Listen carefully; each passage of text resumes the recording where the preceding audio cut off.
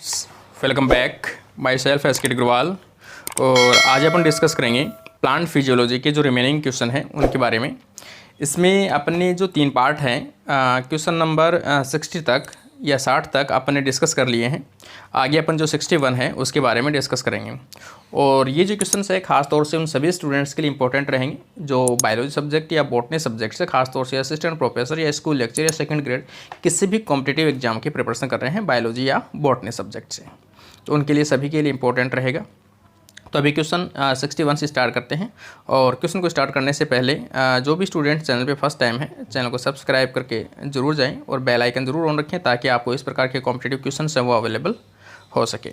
अभी question number अपन देखें 61। The common mode of action herbicide is the blocking of. देखो herbicides जो होता है यहाँ पर फोटोसिस्टम जो सेकेंड है उसको क्या करता है, ये टारगेट करता है। फोटोसिस्टम सेकंड में जैसे यहाँ पर 680 जो रिएक्शन सेंटर हैं, यहाँ से इलेक्ट्रॉन जो है यहाँ निकलता है और ये क्यूनोन से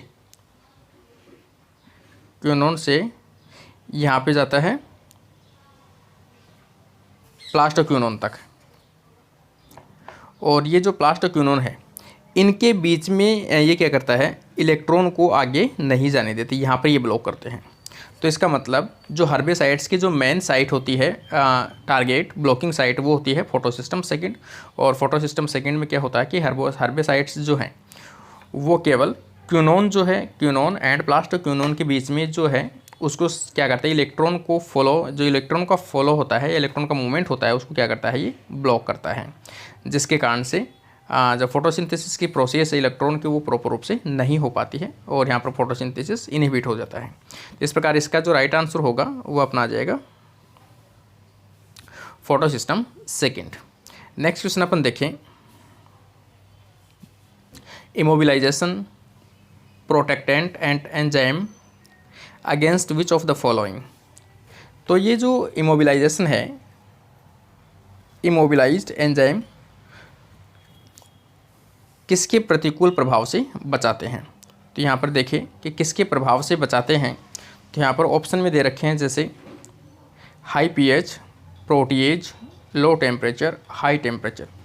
तो ये जो इमोबिलाइजेशन प्रोटेक्टेंट है ये खास तौर से किसको बचाते हैं, ये किसके अगेंस्ट में बचाते हैं प्लांट को, तो ये बचाते हैं हाई टेम्परेचर। जैसे दिन के टाइम पे या अपन बात करें समर की, उस टाइम पे हाई टेम्परेचर जैसे ही चला जाता है उस टाइम में ये इनके जो प्रोटीन्स है उनको डिग्रेडेशन के लिए क्या है, ये बचाते हैं।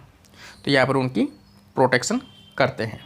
तो यहाँ पर इसका राइट आंसर जो आ जाएगा वो आ जाएगा हाई टेम्परेचर से इनको क्या करते हैं, प्रोटेक्ट करते हैं। नेक्स्ट क्वेश्चन अपन देखें 63। विच of the following pair is not correctly matched. इनमें से करेक्टली मैच्ड नहीं है वो देखना अपने को। तो माइटोकॉन्ड्रिया रेस्पिरेशन में यूज़ आता है, क्लोरोप्लास्ट फोटोसिंथेसिस में आता है, ribosome transpiration, cell wall osmosis. यहाँ पर जो राइबोसोम है वो ट्रांसपायरेशन गलत है यहाँ पर आंसर अपना, क्योंकि राइबोसोम है वो प्रोटीन सिंथेसिस में काम आता है। तो इस प्रकार से इसका जो राइट आंसर होगा वो अपना कौन सा होगा, राइट आंसर सी होगा। नेक्स्ट क्वेश्चन अपन देखें 64। Seed dormancy help the plant in. तो सी डोरमेंसी प्लांट को इनफेवरेबल जो कंडीशन है उनसे बचाने के लिए यूज में आता है। तो यहाँ पर अपन करें ओवरकमिंग अनफेवरेबल क्लाइमेटिक कंडीशन, प्रतिकूल मौसम से बचाने के लिए। तो यहाँ पर अपना पहला ऑप्शन ही मैंने जो आपको बताया कि सीड डोरमेंसी, सीधी सी बात है, जो एम्ब्रियो है या सीड है उसको अनफेवरेबल कंडीशन से बचाने के लिए कुछ टाइम के लिए प्लांट उसको, सीड को कैसे चले जाते हैं, सीड डोरमेंसी स्टेज में चले जाते हैं। तो यहाँ पर आ जाएगा ओवरकमिंग अनफेवरेबल क्लाइमेटिक कंडीशन, प्रतिकूल मौसम से बचाने के लिए। तो अपना इसका जो राइट आंसर होगा वो हो जाएगा ए ऑप्शन। नेक्स्ट क्वेश्चन अपन देखें, और सी डोरमेंसी किसके कारण से होती है, एब्सिसिक एसिड के कारण से होती है। नेक्स्ट क्वेश्चन अपन देखें इसमें 65। The respiratory quotient of flower petal. Flower petal का जो रेस्पिरेटरी क्यूसेंट होता है वो कितना होता है, तो हमेशा 1 होता है, क्योंकि respiratory quotient of flower petals की बात करें, मतलब कहीं भी लगभग के अपन बात करते हैं तो वहाँ कार्बोहाइड्रेट ही देखने को मिलता है। और कार्बोहाइड्रेट अपना वही है सुक्रोज या स्टार्च। और जब भी उसका अपन रेस्पिरेटरी क्यूसेंट देखते हैं कार्बोहाइड्रेट का हमेशा क्या होता है, 1 होता है। इसलिए पेटल्स जो है वो टर्म इसमें कन्फ्यूजन के लिए डाला गया है, और अदरवाइज नॉर्मल जो कार्बोहाइड्रेट का होता है वो 1 ही होता है, इसलिए पेटल का भी 1 ही होगा। तो यहाँ पर इसका जो राइट आंसर होगा वो होगा 1। नेक्स्ट क्वेश्चन अपन देखें 66। After heavy rainfall with poor drainage leaves of many plant will due to. तो ये अपन देखें कि किसी भी जो हाई रेनफॉल है, बारिश की अधिकता के कारण से वाटर प्रॉपर रूप से नहीं निकल पाता है, वहाँ निकास नहीं है, तो उस स्थिति में पौधे की जो पत्तियां हैं वो मुरझाने लगती है। तो क्या कारण है? तो यहाँ पर क्या कारण है, जो मतलब वाटर ज़्यादा भर जाने के कारण से वहाँ क्या होता है, एयर की कमी आने लगती है, क्यों, एरेशन नहीं हो पाता है। तो यहाँ पर जैसे rot poor soil aeration, high salt concentration, low soil temperature. तो यहाँ से देखो जो बी ऑप्शन है वो दे रखा है पुअर सॉइल एरिएशन, मतलब यहाँ पर जो वायु जो है वो प्रॉपर रूप से, ऑक्सीजन उनको प्रॉपर रूप से नहीं मिल पाती है। तो यहाँ पर इसका राइट आंसर जो आ जाएगा वो आ जाएगा बी, पुअर सॉइल एरेशन, ये इसका राइट आंसर होगा। नेक्स्ट क्वेश्चन अपन देखें 67। The isotopic elements used to find out the metabolic pathway are known as. तो इनमें से किसी भी रेडियो आइसोटोप को या आइसोटोपिक एलिमेंट्स को अपन यूज में लेते हैं किसी को फाइंड आउट करने के लिए मेटाबॉलिक पाथवे, तो उसे अपन क्या बोलते हैं, ट्रेसर एलिमेंट। इसमें ऑप्शन दे रखा होगा, देखो पहले दे रखा है ट्रेस एलिमेंट और डी दे रखा है ट्रेसर एलिमेंट। तो यहाँ पर अपना जो राइट आंसर आ जाएगा वो आ जाएगा कौन सा, ट्रेसर एलिमेंट। ये थोड़ा सा कन्फ्यूजन रखना, मतलब कन्फ्यूजन वाला माहौल रहेगा ये थोड़ा सा आपको, ट्रेस एलिमेंट और ट्रेसर एलिमेंट। तो यहाँ पर राइट आंसर जो होगा वो आपका होगा ट्रेसर एलिमेंट।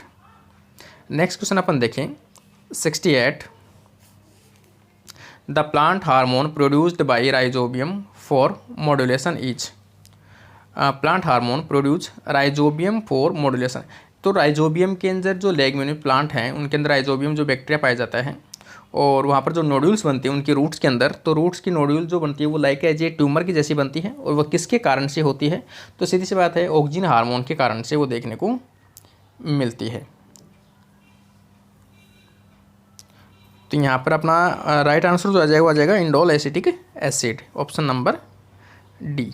इसका सिक्रेट किया जाता है और इसी के कारण से वहाँ पर क्या होती है, ट्यूमर जैसी या जो मॉड्यूलेशन है या ग्लैंड्स हैं उसका फॉर्मेशन किया जाता है, जिसमें नाइट्रोजन फिक्सेशन का फंक्शन किया जाता है। The organic seed which play an key role in the synthesis of amino acids. Amino acids को सिंथेसिस करने के लिए जो सबसे इम्पोर्टेंट जो कंपोनेंट है वो कौन सा है? यहाँ पर ऑप्शन जैसे दिए गए हैं, pyruvic acid, malic acid, alpha ketoglutaric acid और ऑक्जेलो एस्टिक एसिड। तो organic acid which play an important role in synthesis of amino acid. तो इनमें से मोस्टली जो पाथवे हैं कम से कम भी 6 या 7 एमिनो एसिड्स ऐसे हैं जो किसके द्वारा बनते हैं, अल्फा कीटोग्लूट्रेट के द्वारा बनते हैं, लाइक एज प्रोलिन भी इसी से बनता है। तो यहाँ पर इसका जो राइट आंसर आ जाएगा वो आ जाएगा क्रेब साइकिल का अल्फा कीटोग्लूट्रेट 5 कार्बन का एक मॉलिक्यूल है, ऑर्गेनिक कंपोनेंट है जो क्रेब साइकिल के अंदर दिखाई देता है, जो एमिनो एसिड्स का क्या होता है, एक प्रीकर्सर होता है। The electron energy transfer between the accessory pigment and chlorophyll molecules take place by. तो जो एनर्जी होती है, लाइट एनर्जी होती है, वो ट्रांसफ़र की जाती है एसेसरी पिगमेंट से क्लोरोफिल मॉलिक्यूल्स के अंदर। मतलब क्योंकि लाइट जो इंटेंसिटी आती है सूर्य की वो क्या होती है, काफ़ी अधिक होती है।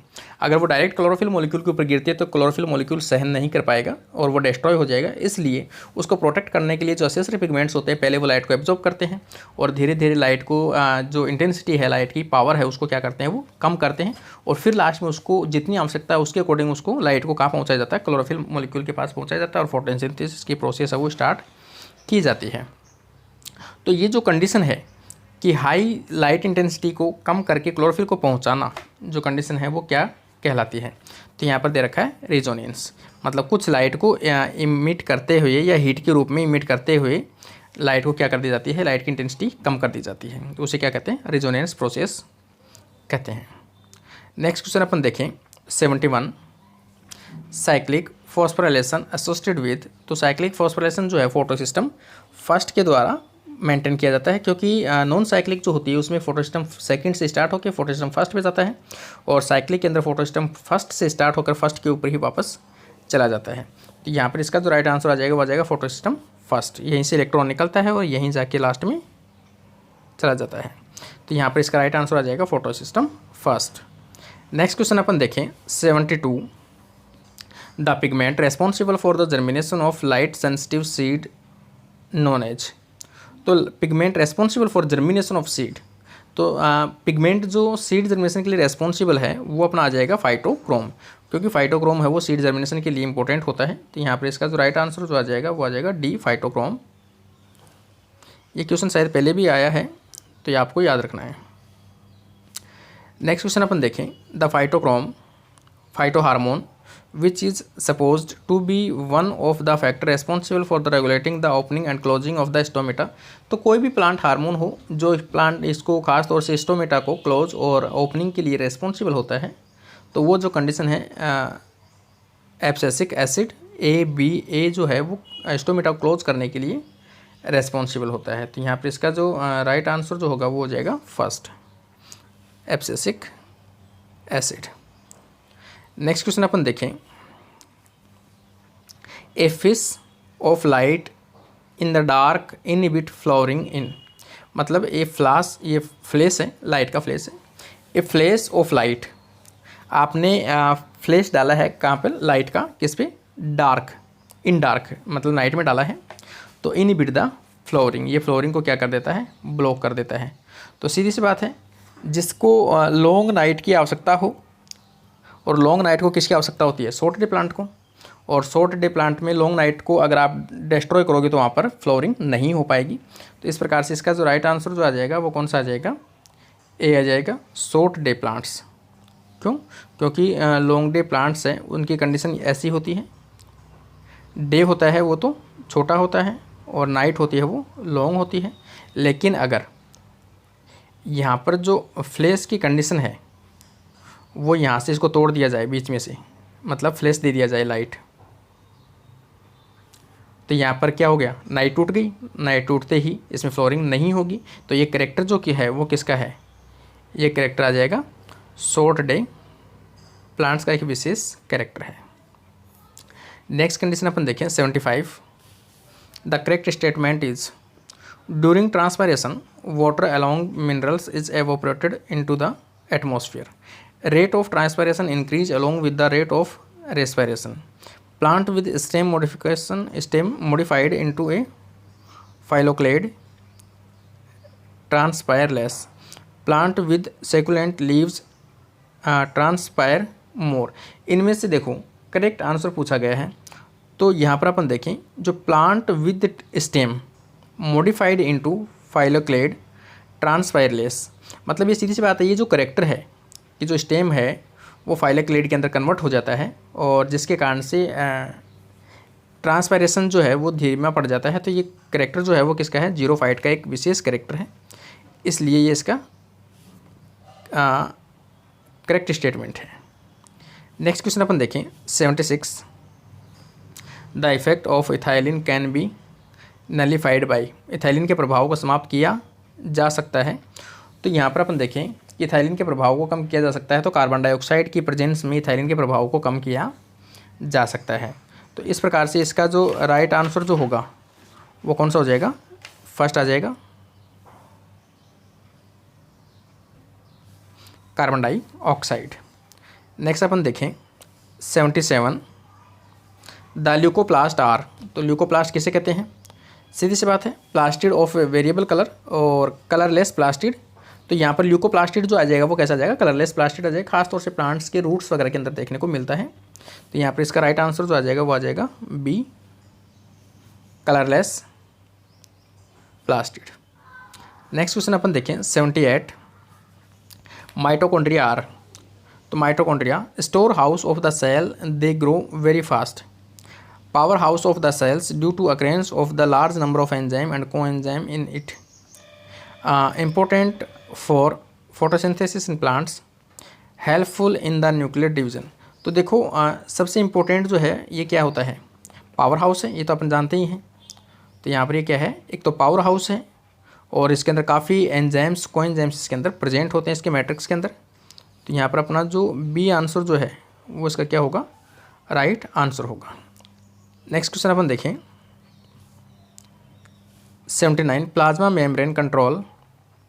प्लाज्मा मेम्ब्रेन जो है वो दोनों कंडीशन को ही कंट्रोल करता है, एक्सोस्मोसिस और एंडोस्मोसिस, अंदर आना भी, सेल के अंदर आने वाली चीज़ भी और बाहर जाने वाली चीज़ भी, दोनों को कंट्रोल करता है। तो ये इसका फंक्शन है कि विशेष कैरेक्टर है।